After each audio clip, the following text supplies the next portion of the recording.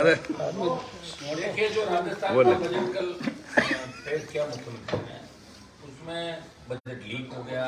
इससे बड़ा दुर्भाग्य नहीं हो सकता कि 8 मिनट तक पुराना बजट पढ़ गए।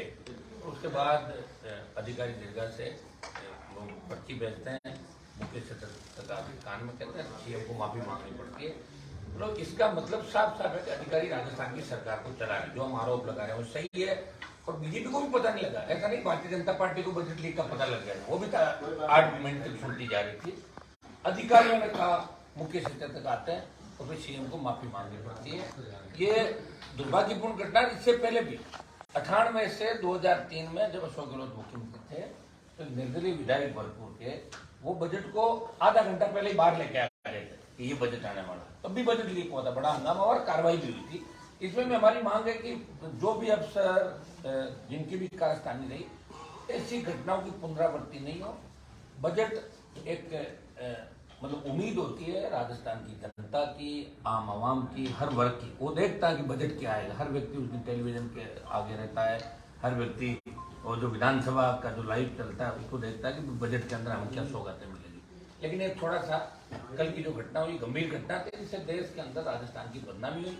लेकिन खाली स्टेट के बजट की बात नहीं करें, दिल्ली की बजट की मैं बात करना चाहूँगा कि दिल्ली का जो बजट था, मुझे वहाँ पूछा दिल्ली के अंदर आप इसको कितने नंबर दोगे, तो मैंने कहा 10 में से 2 नंबर दूंगा इसको, क्योंकि दिल्ली के बजट से भी बड़ी उम्मीद देश के लोगों की थी। जवान, किसान, उसको कहीं नहीं लिया गया। और विशेषकर राजस्थान, कर्नाटक के अंदर चुनाव है, तो सूखे को लेकर कर्नाटक में विशेष पैकेज कर्नाटक के चुनाव के अंदर दिया गया था।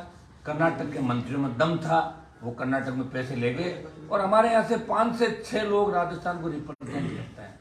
5-6 मंत्री, बड़े बड़े बयान इनके आते हैं, ये कर दिया वो कर दिया, और जब नहीं होता कहते स्टेट गवर्नमेंट ने नहीं किया। आरोप प्रत्यारोप, अखबार में छपने के अलावा इनका कोई काम नहीं। राजस्थान को नया पैसा नहीं दिला पाए। ये दुर्भाग्यपूर्ण बात है कि 4 साल के अंदर हमारे 5 मंत्री होते भी राजस्थान को एक नई रेल लाइन की सौगात भी राजस्थान को नहीं मिली। और जो इसके अंदर एक इनकम टैक्स जो छूट दी थी 7 लाख की, उसको भी अगर गंभीरता से देखेंगे तो मुझे नहीं लगता कि वो सिर्फ नए जो इनकम टैक्स देंगे उन लोगों को ही फायदा मिलेगा।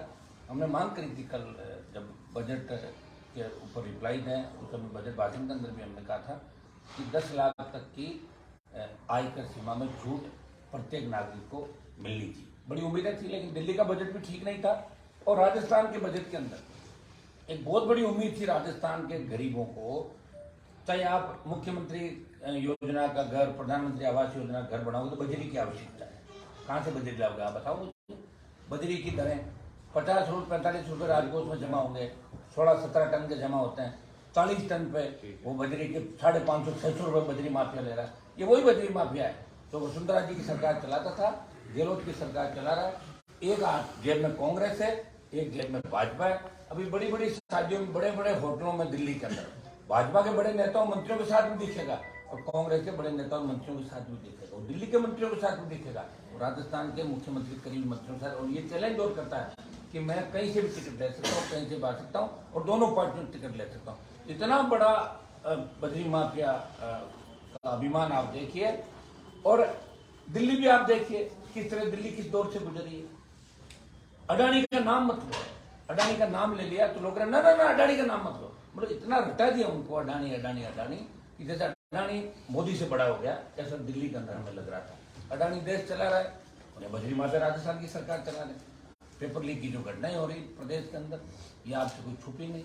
और मुख्यमंत्री अपनी सरकार बचाने में लगे हुए हैं, और सचिन पायलट राजस्थान में मुख्यमंत्री बनने में लगे हुए हैं। और बीजेपी सो रही है, बिना दूल्हे की बारात है।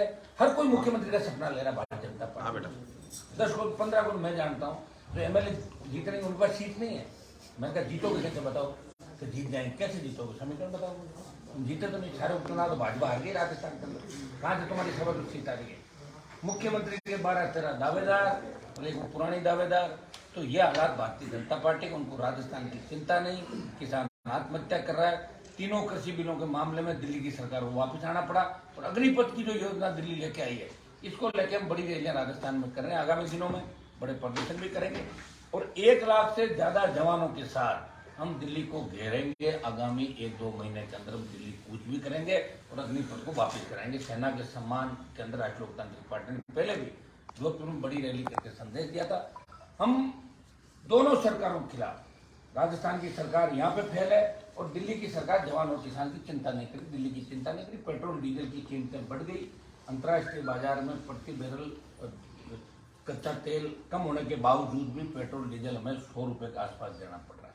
तो बेरोजगारी, किसान और जो बदलाव होना चाहिए देश के अंदर, वो बदलाव नहीं हो रहा। धीरे धीरे आपका BSNL भी मुझे लग रहा है कि इसको भी बेच देंगे।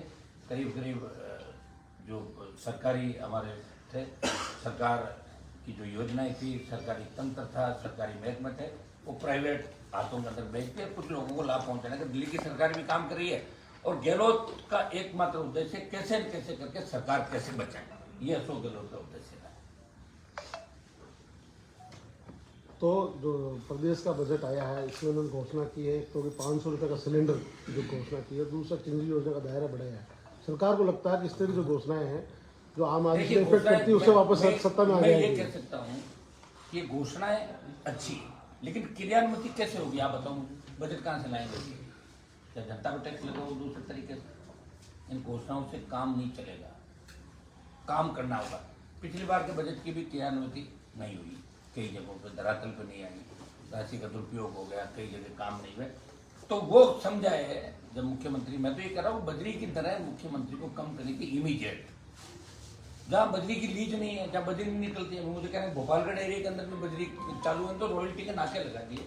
सारे देश के गुंडे बदमाशियाँ आगे क्रिमिनल, और आप जिस तरह के हालात हो रहे हैं बजरी माफिया, जिस तरह आतंक फैला रहा है राजस्थान में, इसके भी लगाम लगानी होगी। CM की सरकार मुझे लगता है कि बिल्कुल वेंटिलेटर हो गई। जिस तरह बजट गलत बजट पढ़ा गया, बजट लीक हो गया, इससे मुझे नहीं लगता कुछ आने वाले समय में हालात ठीक होंगे। हाँ, घोषणाएं, अगर आप घोषणाओं को देखोगे तो घोषणाएं अच्छी, लेकिन घोषणाओं की क्रियान्विति कैसे करेंगे? कुछ घोषणाएं अच्छी है, जैसे ये आपकी गैस सिलेंडर की बात की, या जैसे किसान की बिजली की बात, हम तो करें फ्री बिजली करो किसान की। आप जो कुछ बिजली फ्री आप 2000 यूनिट, हम चाहते हैं कि किसान की पूरी बिजली फ्री करो, किसान की जो, और घरेलू उपभोक्ताओं के 8,000 रुपये आप कर दीजिए। ये कीजिए, आप कोई बड़ा रेवेन्यू नहीं लेना पड़ेगा, 10,000 करोड़ के लगभग रेवेन्यू राजस्थान को मिलेगा। और टोल मुक्त की हमारी बात थी, पिछली सरकार ने RMP के आंदोलनों के बाद स्टेट हाईवे टोल मुक्त किए थे, क्योंकि नेशनल हाईवे हो सकता है कि स्टेट गवर्नमेंट के पास इतना रेवेन्यू नहीं हो, वो दिल्ली वालों को शामिल करना पड़ता है। तो स्टेट हाईवे राजस्थान की सरकार को टोल मुक्त करके जनता को राहत देनी चाहिए, ये हमारी मांग है। बजट में रिप्लाई दे मुख्यमंत्री, जब तो बजरी की तरह कम करे, स्टेट हाईवे टोल फ्री करे, और जो जितने भी हमारे संविदा कर्मी लंबे समय से आंदोलित है, इनकी मांगों पर सकारात्मक विचार करना चाहिए। लेकिन भारतीय जनता पार्टी खाली बेल में नारे लगा के और फोटो छपा अगर चाहती है कि राजस्थान में हम सत्ता में आ जाए, तो बीजेपी को लोग भूले नहीं है। सारे पेपर लीक बीजेपी के टाइम हुआ था, क्राइम भारतीय जनता पार्टी के टाइम हुआ, गैंगवार की घटनाएं बीजेपी के टाइम, वसुंधरा के 3 से 8 और 13 से 18 के जो कार्यकाल थे, उस समय कितने किसान के बेटों के सीने पे गोलियां मारी गई, कितने गुजर मारे गए, कितने जाट मारे गए, कितने मेघवाल मारे गए, SC, ST, OBC पे जो अत्याचार हुए, उसको भी लोग नहीं भूला। इसलिए भारतीय जनता पार्टी को वोट नहीं देना चाहिए। राजस्थान बदलाव चाहता है, और राजस्थान तीसरा विकल्प चाहता है, क्षेत्रीय पार्टी को सत्ता में चाहता है राजस्थान का जमान।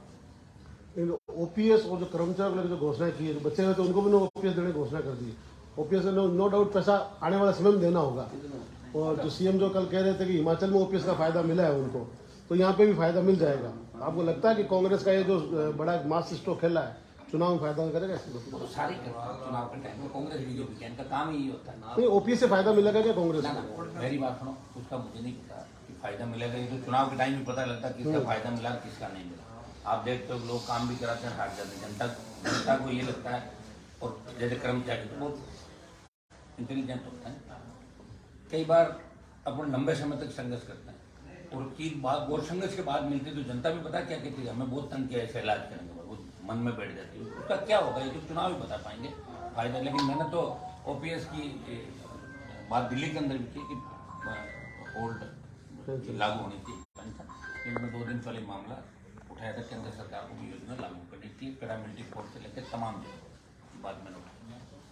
लगातार इस फ्लैगशिप योजनाएं शुरू करी, जैसे इंदिरा रसोई है, अभी ये चिरंजीवी है, इसको लेकर के क्या लगता है? इससे अब ये दायरा बढ़ा दिया इसका तो फायदा क्या मिलेगा। भ्रष्टाचार होगा या फायदा आप मिलेगा? ऐसा गरीब को तो फायदा मिलना चाहिए ना, मिलेगा। अरे मोदी जी ने तो बजट ही ले लिया हमारा, 10 करोड़ रुपए सांसदों से ले लिए, इतनी भूख आ गई दिल्ली के अंदर कि एमपी कोटा जो 5 करोड़ होता उसको 2 साल का प्रधानमंत्री ने हमसे कोटा ले लिया। एमपी के सारे अधिकार खत्म कर दिए। सेंट्रल स्कूल में किसी भाई की अगर मदद करने के 10 एडमिशन कराते थे वो खत्म कर दिया। और हमने तो ये भी कहा साहब आपने रिजर्वेशन और ये जो 10, 15, 20 टिकट देते हो ये भी खत्म करो, फालतू बहुत लगी क्यों, इतनी तो हम कर लेंगे, घूमना वाला दिन जो रेल में चल लेंगे उसके साथ में चलेंगे।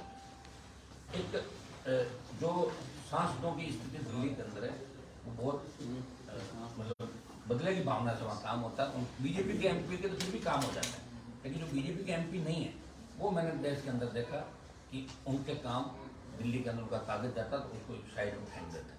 कई मंत्रियों को मैंने देखा, समझदार मंत्री तो मैं स्टेट गवर्नमेंट के अंदर एक मैंने फर्क देखा कि 13 से 18 जब वसुंधरा सीएम थी, मैं खींवसर से विधायक था, मेरे खींवसर में पूरा काम रोक दिया था 3.5 साल का, मुझे सुप्रीम कोर्ट जाना पड़ा।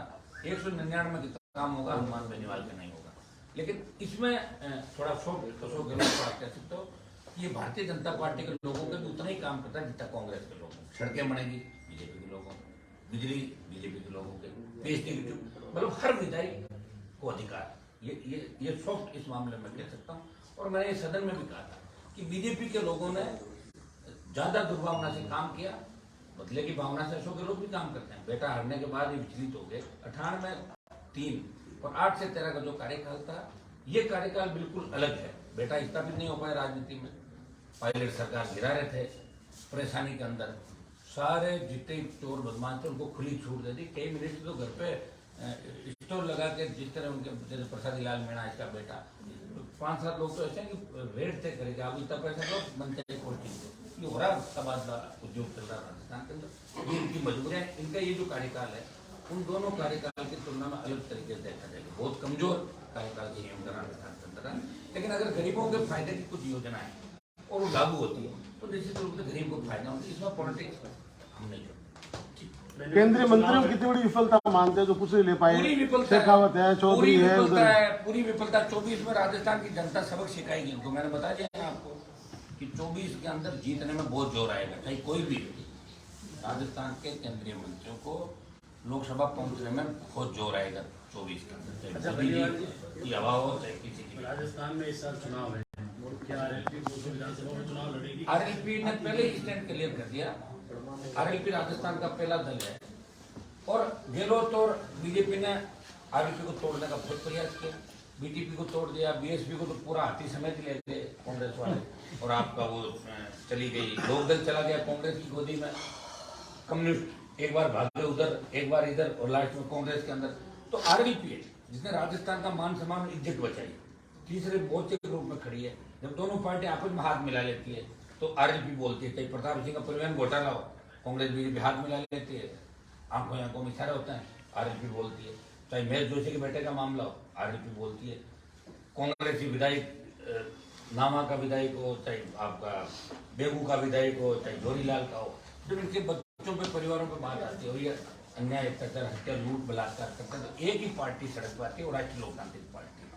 पेपर लीक रीड से लेके गैंगस्टर अपराधियों के खिलाफ अगर मोर्चा खोलता हुआ नजर आता तो राष्ट्रीय लोकतांत्रिक पार्टी। राष्ट्रीय लोकतांत्रिक पार्टी लोगों के मन में बस चुकी है। राजस्थान का जवान इस पार्टी को अपनी पार्टी मानता है। पहली बार यूपी बिहार और हरियाणा के झंडे पकड़ के हमारे लोग नारे लगाते थे, पहले किसान नेता मुश्किल थे वो झंडे छुड़ाया, वो झंडे छोड़ के आरएलपी के लोग, ये राजस्थान का जवान महसूस करता है कि हमारी पार्टी है, इस पार्टी को हमें आगे बढ़ाना है और ये भ्रष्टाचार मुक्त राजस्थान देगी। और 200 सीट पर चुनाव की हमने पहले ही घोषणा कर दी, लेकिन 150 से ज्यादा सीटों में लड़ेंगे। क्षेत्रीय दल और कोई अगर आते हैं जो कांग्रेस बीजेपी के खिलाफ है और जिनका जहां प्रभाव है तो गठबंधन भी उन लोगों से हम करेंगे। हम चाहेंगे कि भाजपा को रोकें और कांग्रेस को भी रोकें राजस्थान, ये हमारा उद्देश्य रहेगा। राजस्थान ओसिया भी लड़ोगे साथ? बता तो दिया तो 150 फाइनली मारवाड़ की तो 43 पूरी है, 43 मारवाड़ में नागौर आ गए, आगे 43 में कमाल कर रहे हैं। पिछली बार जीता दिया था, गलती करते थे, सारा हो जाएगा, आप चिंता ही मत करो। सारा